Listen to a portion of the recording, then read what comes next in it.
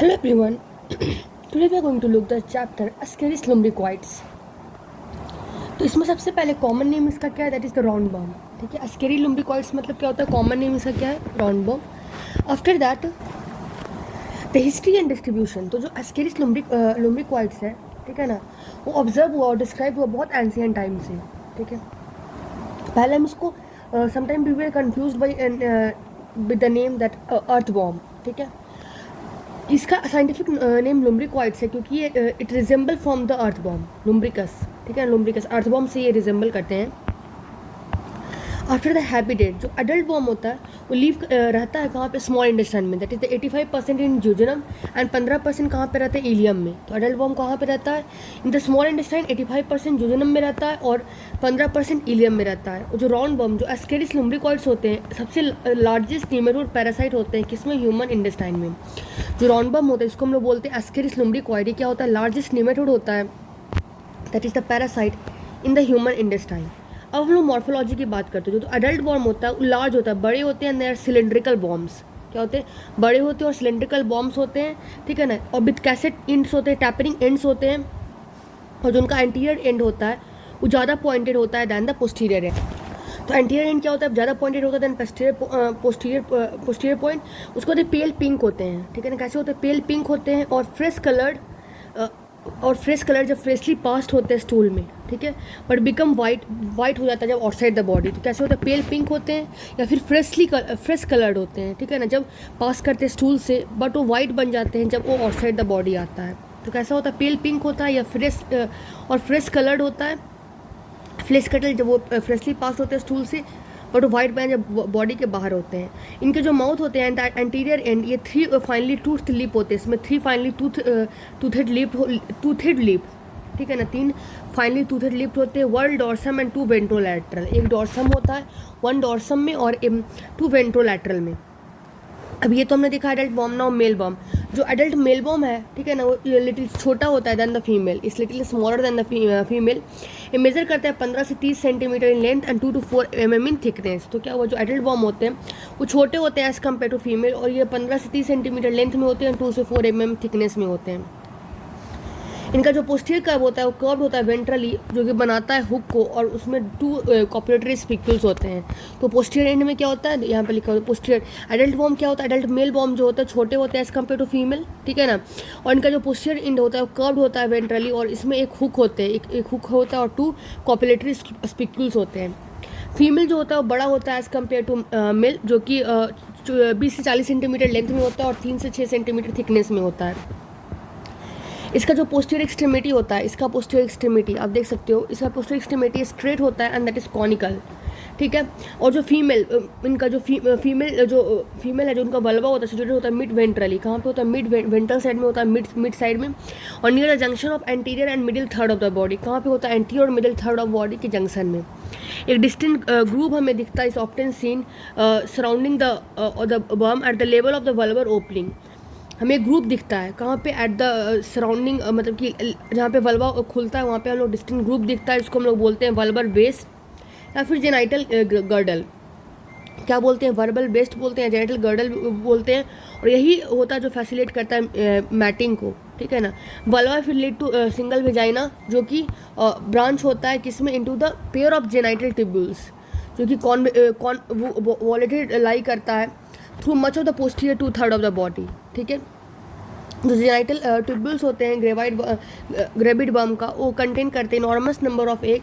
ठीक है, 27 million eight ए time. और एक सिंगल जो बम होता है वो 2 लाख एग पर डे ले एग करता है. और ये एग जो होते हैं ले आउट होते हैं फिशेस में.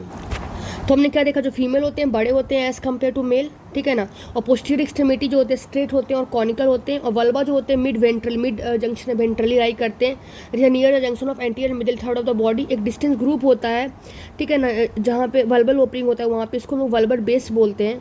ठीक है, या फिर हम लोग वल्बल ओपनिंग भी बोलते हैं, जेनेटल गर्डल भी बोलते हैं. और ये बिलीव किया था कि दिस फैसिलिटेट द मैटिंग. जो वल्वा होता है वो लीड करता है टू द सिंगल वेजाइना, जो कि ब्रांच हो जाता है into a pair of genital tubules. ठीक है, ट्यूब्यूल्स में, जो कि lie convoluted through much of the posterior 2/3, जो कि मतलब कि जो posterior third of the body में लाई करता है।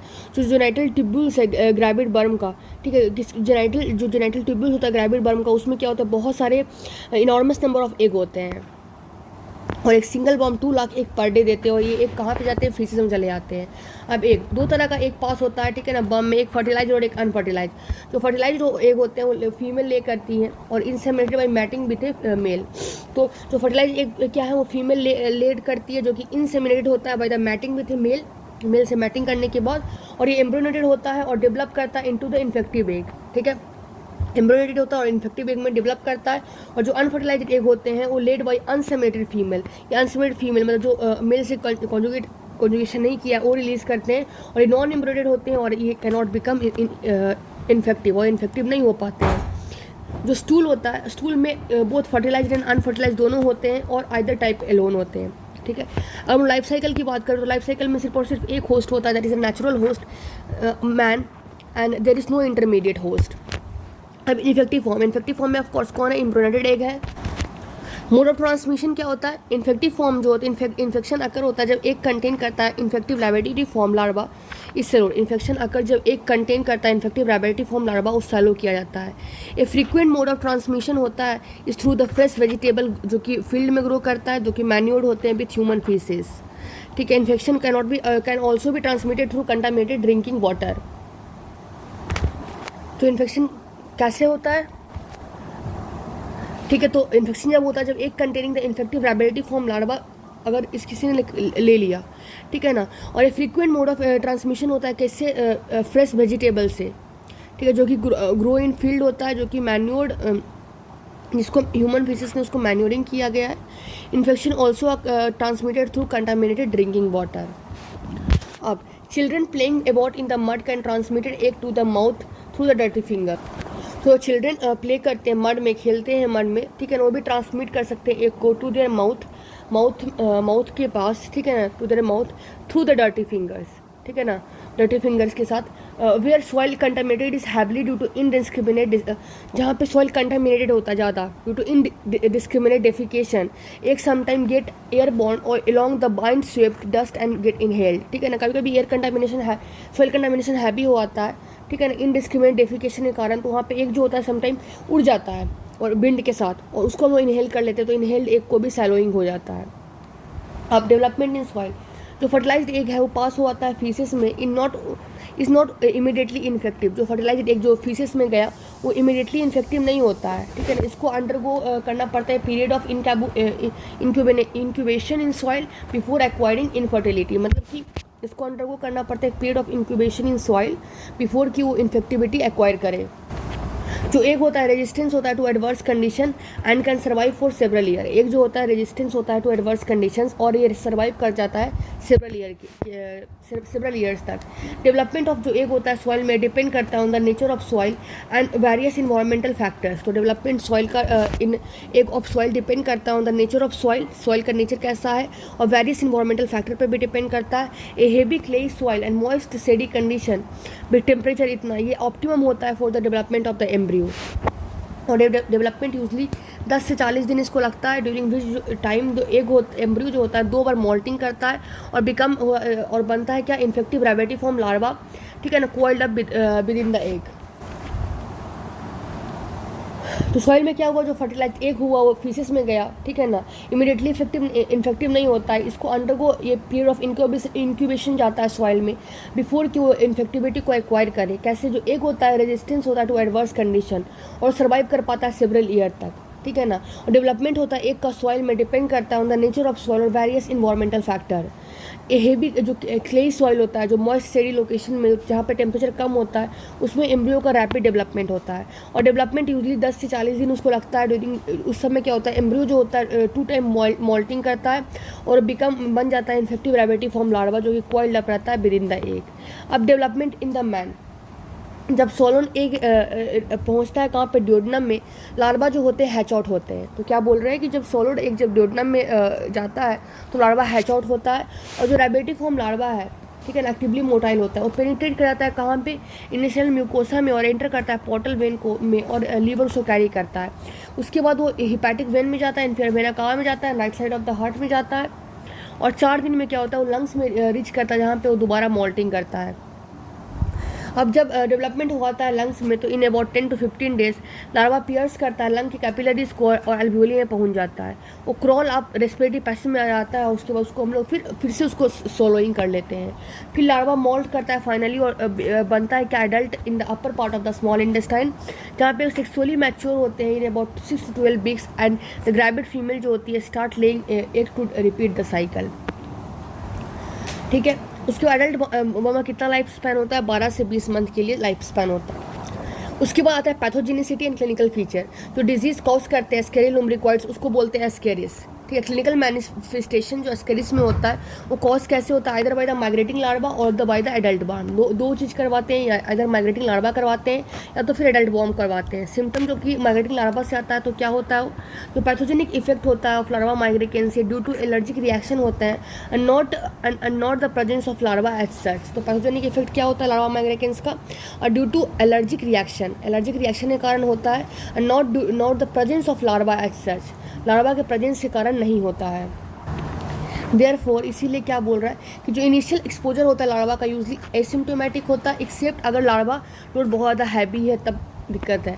जब री इन्फेक्शन अकर होता है सब्सिक्वेंटली, तब वहाँ पे इंटेंस सेलुलर रिएक्शन होता है to the migrating larva in the lungs with the eosinophil का इन्फिल्ट्रेशन होता है, मैक्रोफेज का इन्फिल्ट्रेशन होता है, और एपिथेलियल सेल का भी।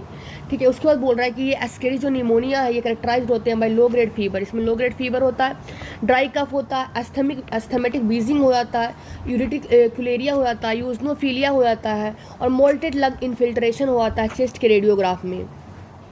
ठीक है, स्पूटम में ऑफ्टन ब्लड टिंज्ड आता है, और वो चारकोल लेड क्रिस्टल भी इसमें प्रेजेंट होता है स्पूटम में। और लार्वा जो होता है में ओकेजनली मिलता है कहाँ पे, स्पूटम में, but are seen most often in gastric washing. But mostly ये किस में दिखता है, गैस्ट्रिक वॉशिंग में दिखता है, और इसको हम लोग बोलते हैं लोफेर सिंड्रोम। ठीक है, जो क्लिनिकल फीचर होता है क्लियरली सीन होता है in 1 to 2 week, and though it may sometime be severe and rarely even fatal. Now we are going to look that the symptom जो कि होता है due to the adult worm. तो clinical manifestation जो कि adult worm की होता है वो वैरी करता है from asymptomatic infection to severe, मतलब एसिम्प्टोमेटिक इन्फेक्शन का भी और severe, and even fatal consequence भी उसका होता है। एसिम्प्टोमेटिक इन्फेक्शन क्या होता है, that is generally seen in mildly infected case. Asymptomatic infection क्या होता है, that are generally seen in mildly infected case. However it is not unusual to find children जो कि अपेरेंटली अनइफेक्टेड रहते हैं in spite of heavy infestation with the worms.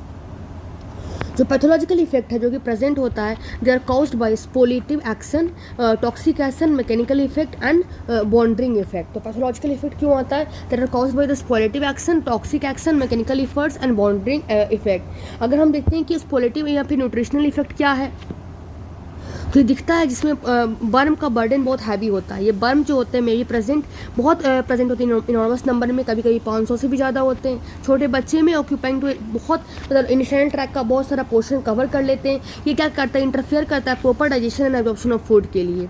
ठीक है ना, एस्केरिस कंट्रीब्यूट करता है प्रोटीन एनर्जी मॉल पीएम और विटामिन ए की डिफिशियंसी को। पेशेंट को एपेटाइट का लॉस हो जाता है और ऑफ्टन लिस्टनेस हो जाता है। तो जो एबनॉर्मलिटीज होता है ड्यूडेनम म्यूकोसा के साथ और ऑफ्टन प्रेजेंट। ठीक है, what are abnormalities of the duodenum mucosa, ये प्रेजेंट होता है जिसमें कि broadening and shortening of villi होता है, इलोंगेशन ऑफ क्रिप्स होता है, लॉन्ग सेल इन्फिल्ट्रेशन होता है ऑफ लैमिया प्रोप्रिया। ये दिस चेंजेस आर रिवर्स जब बर्म एलिमिनेट होते हैं। ये चेंज रिवर्स हो जाता है जब बर्म्स आर एलिमिनेटेड। ठीक है, सेकेंड में टॉक्सिक इफेक्ट। टॉक्सिक इफेक्ट क्यों होता है, due to hypersensitivity to the worm at anti. जो टॉक्सिक इफेक्ट आता है वो due to hypersensitivity to the worm antigen होता है।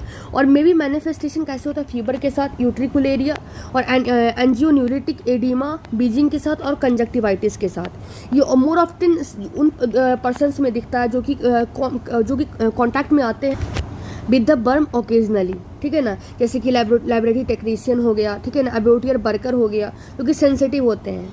ठीक है ना, then in children having intestinal infestation. उसका मैकेनिकल इफेक्ट जो है सबसे इंपॉर्टेंट होता है manifestation of ascaris. Mechanical effects क्या होता है, they are due to the large mass of worms जो कि कॉज करता है ल्यूमिनल कॉकुलेशन और इवन ए सिंगल बॉम्ब infiltrating to a vital area. जो एडल्ट बर्म होता है वो लिव रहता है upper part of the small intestine में, जहाँ पे वो मेंटेन करता है their position due to the body muscle tone and spanning the lumen को स्पैन। अगर हम लोग लाइफ साइकिल देखेंगे तो क्या होता है, सबसे पहले जैसे कोई भी ह्यूमन है तो मैन इसको एक्वायर करता है इन्फेक्शन कैसे, bye injection of food and water जो कि कंटामिनेटेड रहता है एम्ब्रियोनेटेड एग से, ठीक है ना। उसके लैबोरेटरी फॉर्म लार्वा जो है वो कहाँ पे निकलता है, ड्यूडेनम में। लार्वा जो होता है बरो करता है through mucous membrane of the small intestine, circulate करता है और रीच करता है लंग्स को, ट्रैकिया को, फेरिंग्स को। वहाँ से फ्रॉम वो सैलो होता है और स्मॉल इंटेस्टाइन में पहुँच जाता है। वहाँ पे वो डेवलप कराता है एडल्ट वॉर्म में। एडल्ट वॉर्म जो होता है इन स्मॉल ऑफ मैन क्या करता है, एक अनफर्टिलाइज्ड एग रिलीज करता है, एक फर्टिलाइज्ड एग जो कंटेन करता है अनसेगमेंटेड ओवम वो पास कराता है फीसिस में। उसके बाद रेबेटिफॉर्म लार्वा जो होता है डेवलप करता है in the soil with in the egg. उसके बाद हम लोग कंटामिनेशन ऑफ एग होता है, इंजेक्शन उसको फिर ह्यूमंस करते हैं। ये चीज़ें था। अब लेबोरेटरी डायग्नोसिस, अगर हम लोग लेबोरेटरी डायग्नोसिस की बात करेंगे तो इसमें क्या होता है, that is detection of parasite. एक तो एडल्ट वॉर्म का डिटेक्शन, लार्वे का डिटेक्शन, एग का डिटेक्शन। तो एडल्ट वॉर्म का डिटेक्शन कैसे होता है, तो एडल्ट वॉर्म जो होता है ओकेजनली डिटेक्टेड होता है स्टूल में और sputum of the patient by naked आई, ठीक है। एडल्ट वॉर्म को कैसे हम लोग ओकेजनली डिटेक्ट करते हैं, स्टूल में डिटेक्ट करते हैं और sputum of the patient by naked eye. Barium meal जो होता है में रिवील करता है the presence of adult worm in the small intestine. Barium meal जो है रिवील करता है presence of adult worm in the small intestine. Plain abdominal film में reveal the mass of worm in the gas filled loop of bowel in the patient with intestinal obstruction. जो एक plain abdominal film है उसमें वो reveal करता है कि मास of बर्म इन gas filled loop of ball in patient with intestinal obstruction. जो पैनक्रियाटिको बिलियरी बर्म है वो डिटेक्ट होता है बाय अल्ट्रासाउंड, ठीक है ना, इंडोस्कोपी, रेट्रोग्रेड, कोलेंजो पैनक्रियाटोग्राफी। तो एडल्ट वॉर्म कैसे हुआ, डिटेक्ट हुआ स्टूल में और the sputum of the patient by naked eye सच में हम लोग देखते हैं। बैरियम मिल से रिवील होता है कि presence of adult worm small intestine में। एक प्लेन एब्डोमिनल फील्ड भी रिवील करता है मास ऑफ बर्म जो कि gas filled loops of bowel patient में दिखता है, ठीक है। लार्वा का अगर बात करेंगे तो अर्ली स्टेज ऑफ इन्फेक्शन में जब वेर माइग्रेटिंग लार्वा जो कि कॉज करता है लोफर सिंड्रोम, डायग्नोसिस कैसे होता है लार्वा का स्पूटम में और more often in the gastric washing. Presence of किसका होता है, चारकोट क्रिस्टल स्पूटम में और अटेंडेंट यूस्नोफिलिया सपोर्ट करता है डायग्नोसिस के। दिस स्टेज पे कोई भी एक नहीं दिखता है फीसिस में। चेस्ट एक्सरे जो होता है ऑल्सो शो करता है पैची पल्मोनरी इन्फिल्ट्रेट्स को।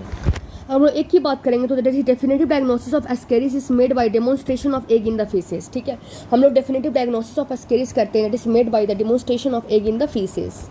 उसके बाद एस्केरिस का एक प्रोलिफिक एग लेयर होता है। एक सिंगल फीमेल जो होती है वो काउंट करता है फॉर अबाउट 3 eggs पर mg ऑफ फीसेस।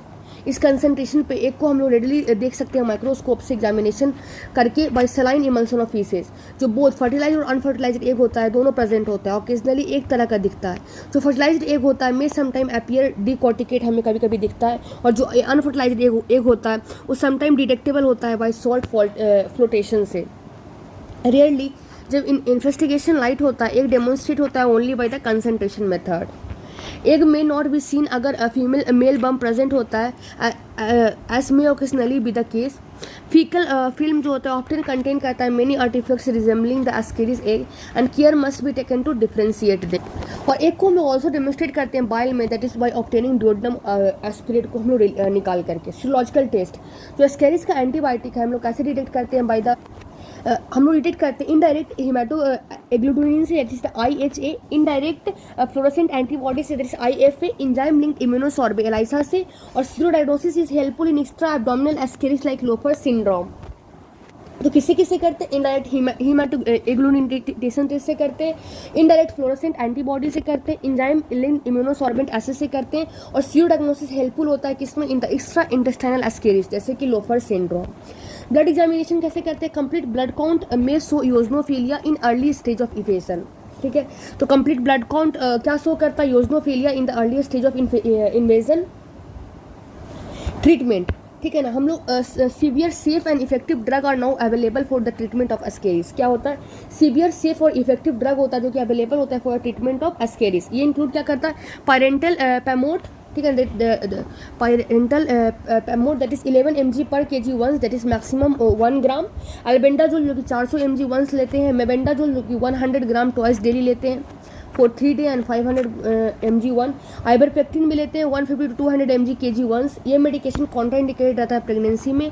हाउएवर जो पैरेंटल पैमेटोल है ये सेफ रहता है प्रेगनेंसी में.